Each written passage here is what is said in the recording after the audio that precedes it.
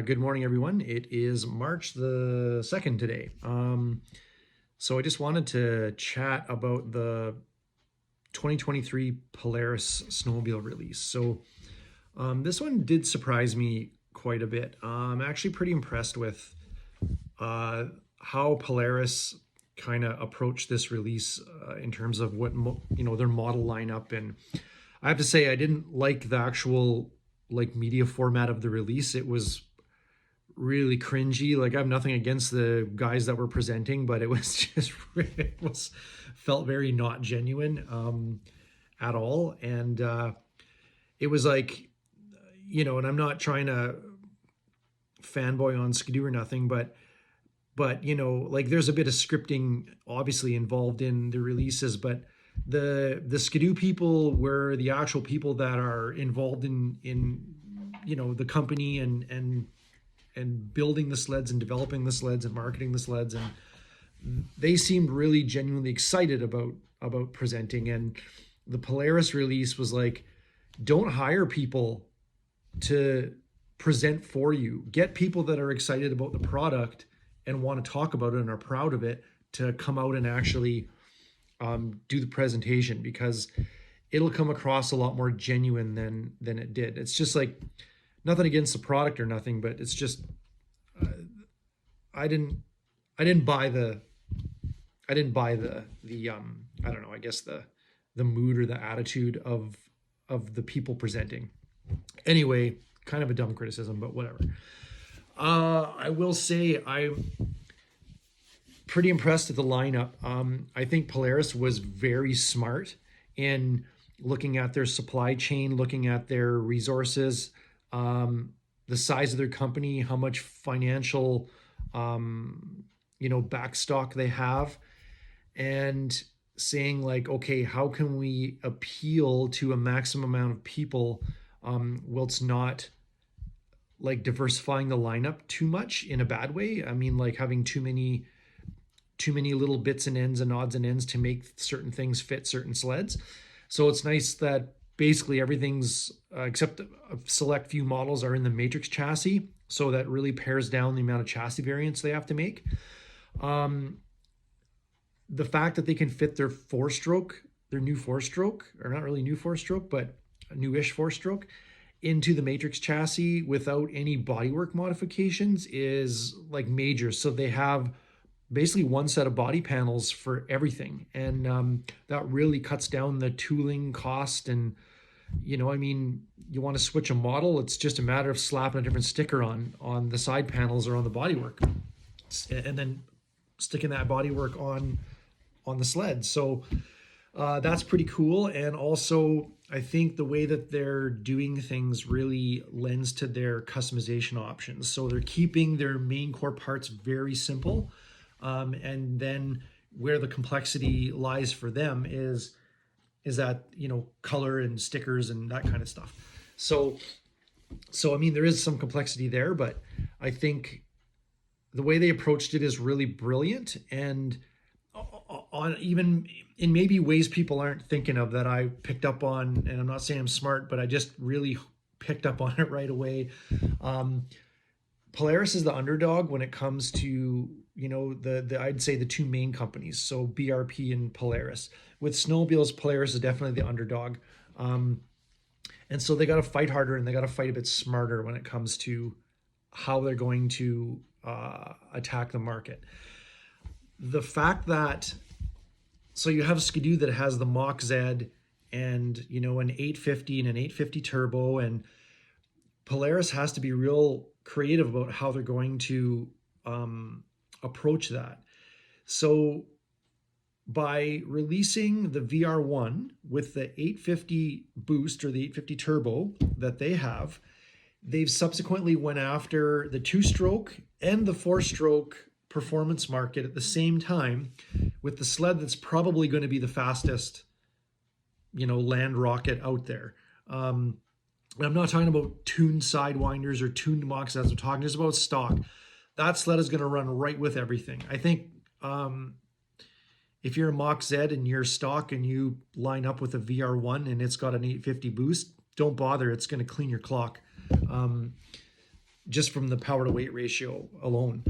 So I think really smart move there. Polaris did kind of attack a bunch of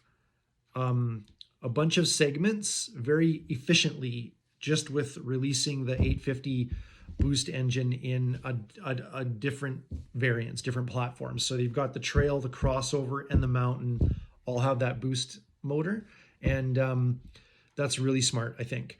I have my own thoughts on boosted trail sleds. I think we're getting to the point where the power of these sleds and capabilities of the sleds are outpacing rider skill. Let's put it that way.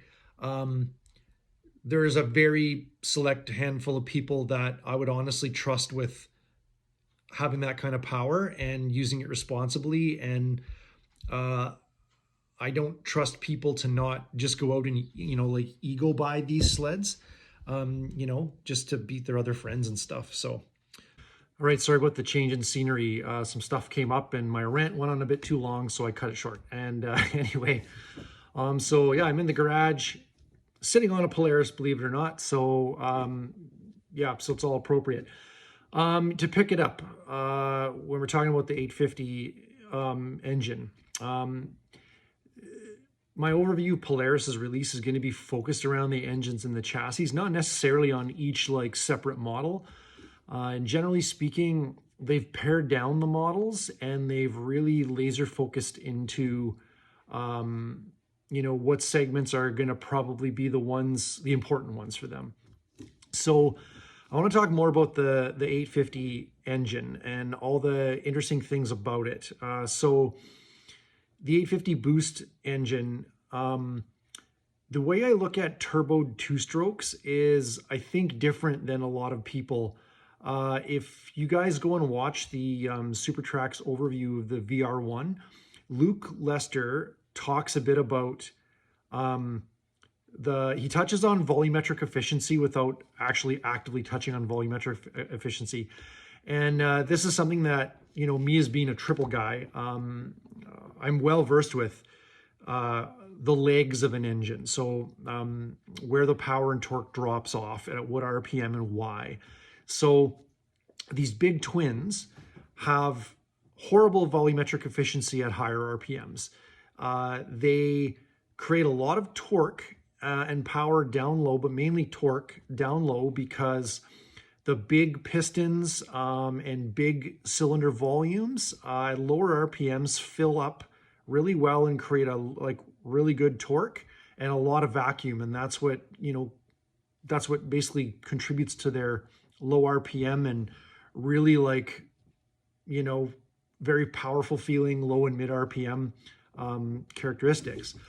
Where the big twins fall off is at high RPMs, that amount of cylinder volume has a hard time being filled by atmospheric pressure. And that's where you see around 6,500 RPM-ish, where the torque starts to fall off, flatten out and fall off. And why these motors are pretty much checked out at 8,000 RPM. They can't really do any more than that without any tricks.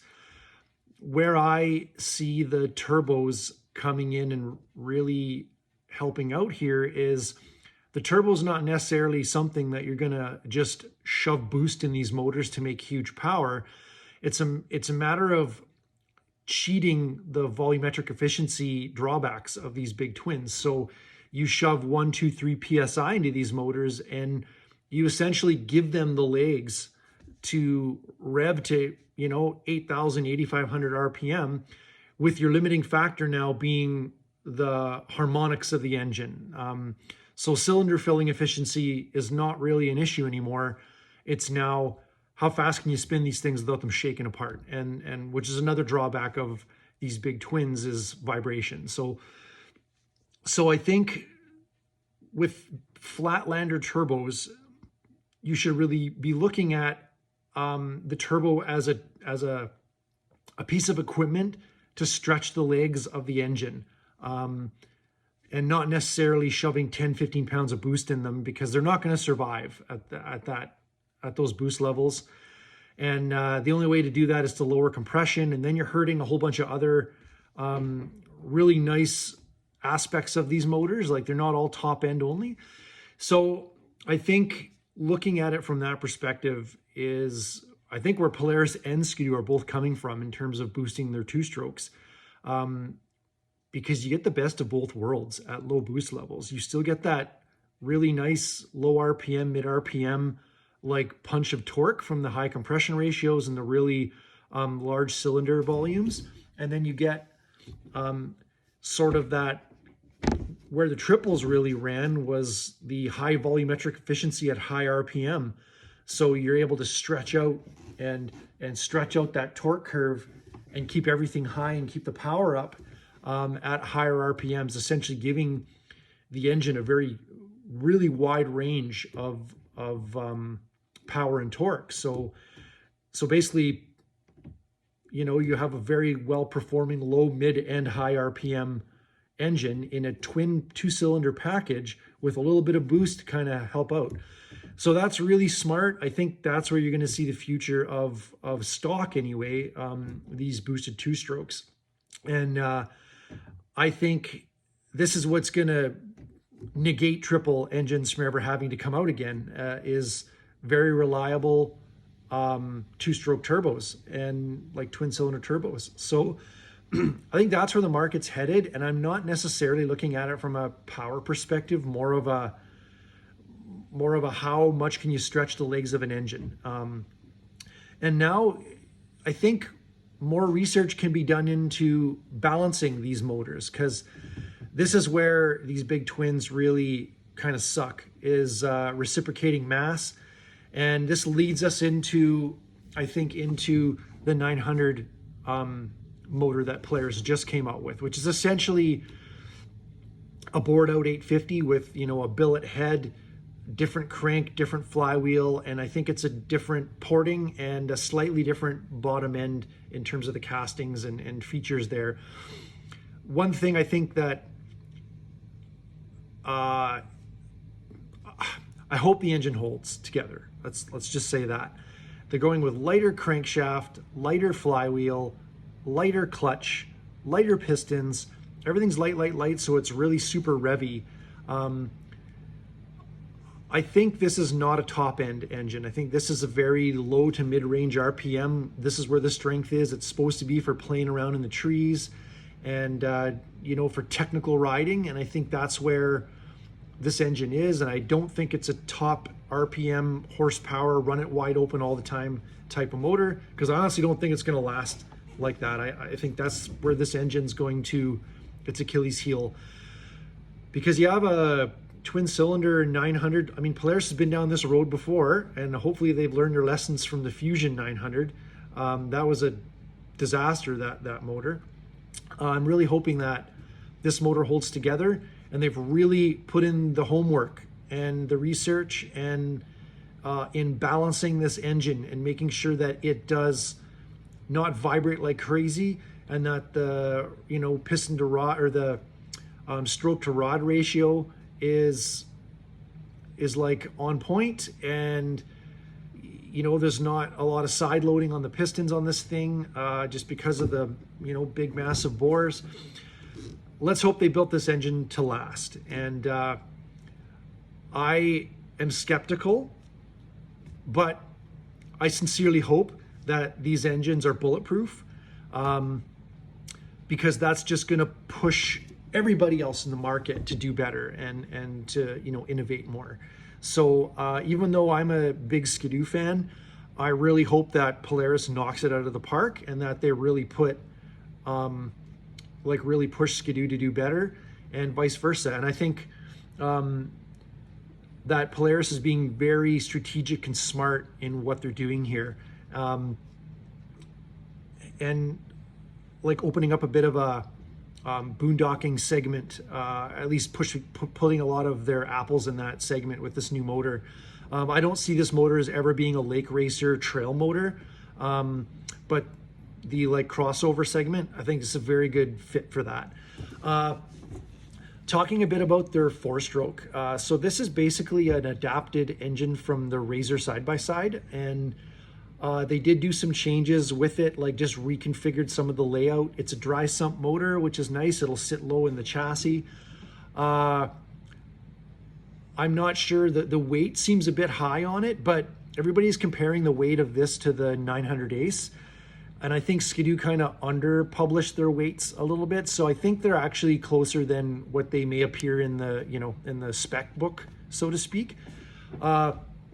This is a twin, so it's not going to be quite as refined as the Skidoo 900 Ace, but I think it's going to be a torquey bugger, and it's going to have really good seat of the pants out of it. It's going to sound kind of funny, probably reminiscent to the Arctic Cat. What is it, the 1000 or 1100 four-stroke engine? But I mean, honestly, who cares if it's reliable, it's good on fuel, and it performs well in that chassis, then it's going to be a good motor. And I'm glad to see Polaris into the four-stroke market again. And again, that's going to push Skidoo, to do better, and hopefully this is a success for them as well. I think the fact that it fits the Matrix chassis without modifications is awesome. So that's really good. And the fact that Polaris doesn't have to do a whole ton of tooling changes to get it in there is great. So they've really streamlined their lineup, which is going to, I think, work well for them in this manufacturing and distribution environment. And also, they've really tightened up their snow check quite a lot. I think both in configuration and in the amount of time that you can snow check a sled. I do think their prices are a little nuts. I think they're overshooting on price. I'm sure people will pay, but I think you're not getting the value for dollar there. And yeah, anyway, I'll just say that I think they're asking a bit much for what you're getting. But I have no doubt they'll sell. So, I mean, whatever, capitalism, yay, go capitalism.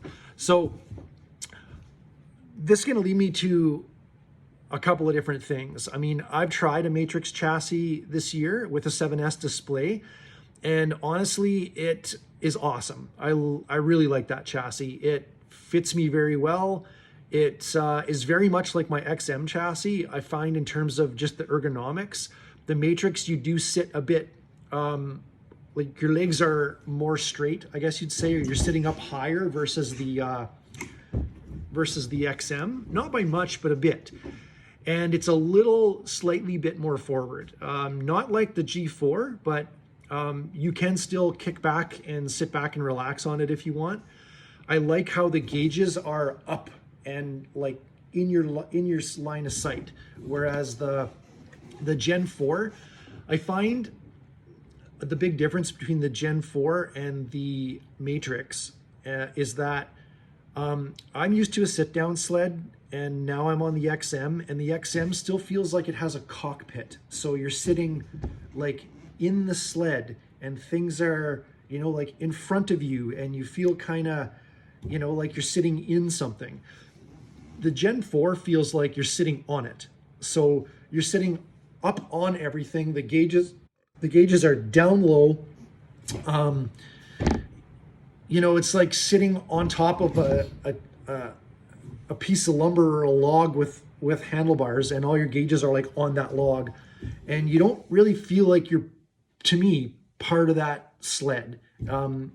It's like you're riding on something than riding with something, I don't know if that makes any sense. And it's, again, just completely my perspective. And if you disagree, totally cool. But I really liked the Matrix.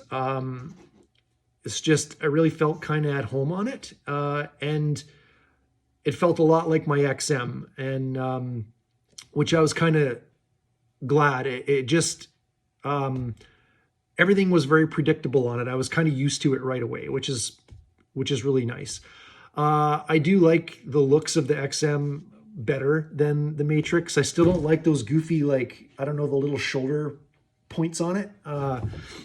Look kind of odd to me, but very nice chassis. Handles, like front suspension is just bloody amazing on the Polarises. I like the way that the front A-arms are connected to the bulkhead with pins, and it makes like a trailside repair very easy, or, you know, it's just like replacing an A-arm on a Polaris is just way easier than replacing an A-arm on a Skidoo, for sure.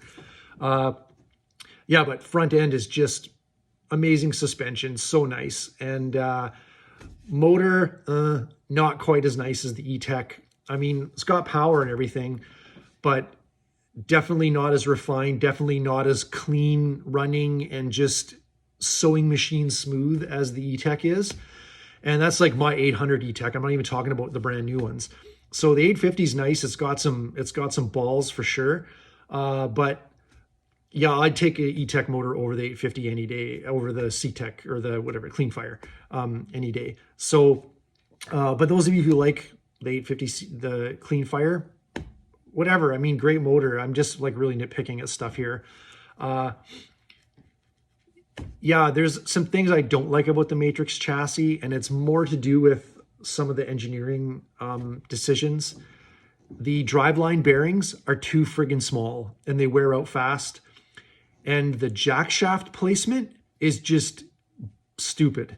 The fact that the jack shaft runs through the tunnel and then gets all that snow and water and stuff melting, and the bearings in the jack shaft are too small and they are so prone to water intrusion that you're lucky if they last 4,000 miles. So it's just, I think, a dumb thing that could have easily been corrected, like in the design phase. So, you know, I mean, looking at the bearings compared to Skidoo's bearings, like Skidoo uses some pretty big bearings in the driveline, and it's why they last 10,000 miles and are still in good shape. I think that's a real big drawback, and it's definitely a maintenance item that you should check every year on your matrices, especially if you're, well, regardless of what you're doing, high miles, low miles, doesn't matter. Check them, because chances are there's going to be water intrusion on one or two of those bearings, and they'll need to be replaced every year. I do like the slimness of the Matrix chassis. I think it's really a really nice chassis for that. It's got pretty decent wind protection. Yeah, like I said, don't have really any issues with the Polaris chassis. It's a really nice chassis. So anyway, a few things I hope that these engines hold together. Polaris, their first year on the 850, there was a massive design flaw, like engineering complete blunder in terms of the crankshaft bearings and how they did the PTO end on those. Even when Supertrax was there talking about like how durable these engines are, and they're going to be like, you know, high mile engines, and they've done all the testing. When they were saying that, like, I think it was either in the background or they had it on the screen, was the cutaway of the 850 engine, and it was like staring you right in the friggin' face, the design flaw of no retaining mechanism for the PTO bearings. And, you know, I was like, wow, hopefully that's just an oversight on the cutaway. They just took it out of the cutaway, but no retaining mechanism for the PTO bearings. So those suckers are going to walk anywhere they want on the crankshaft. And then a roller bearing for the PTO end is an issue, because there's no side loading on a PTO bearing or on a roller bearing like in a ball bearing. So, I mean, sometimes you can get away with it, but in this case, no. So I don't know, if I haven't done enough research into the engine this year, what the configuration is. I know they fixed the retaining issue, but I don't know about the roller bearing issue. And hopefully they hold together. I'm skeptical.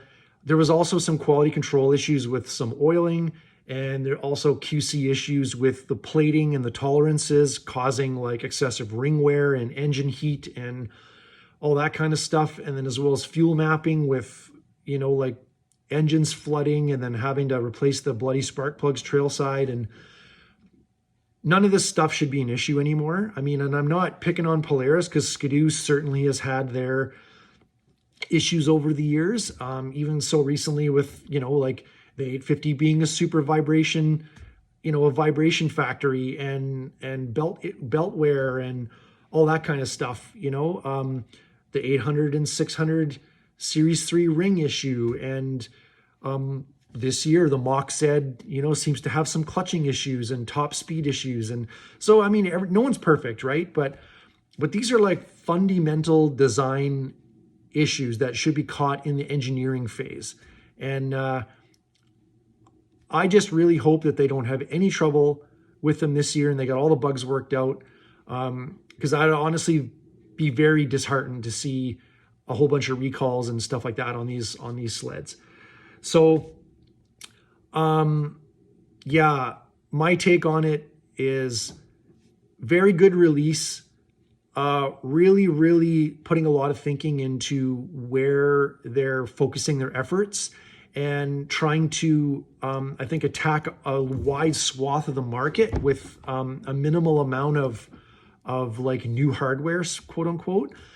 And if they can, I mean, the 650 is a solid engine. The 850's had its issues, but I think this year thus far, pretty decent.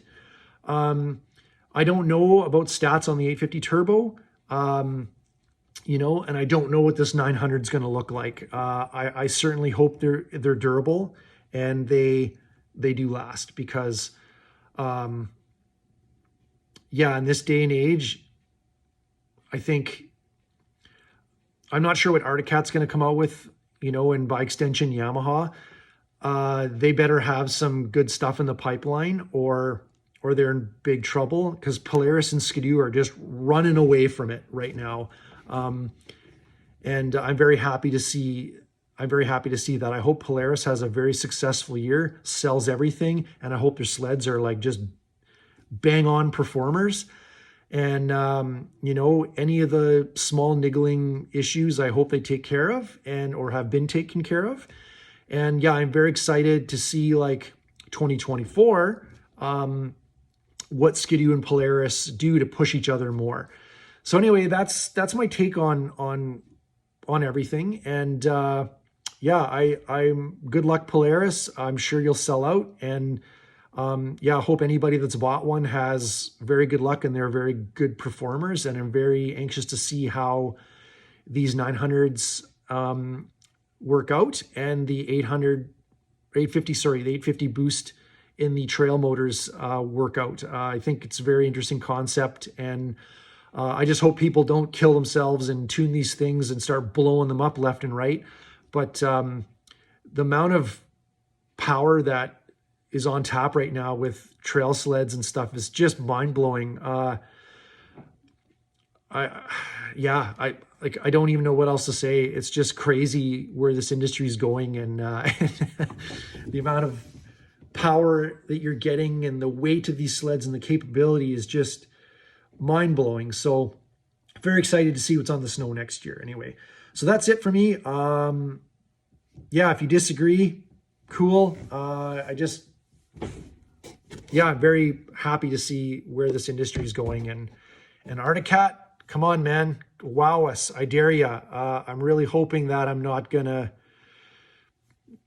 be disappointed with your release. I hope Textron really dumps some resources into your development. So here's hoping. Anyway, everybody have a great day. And hopefully your March is going to be a snow-filled one.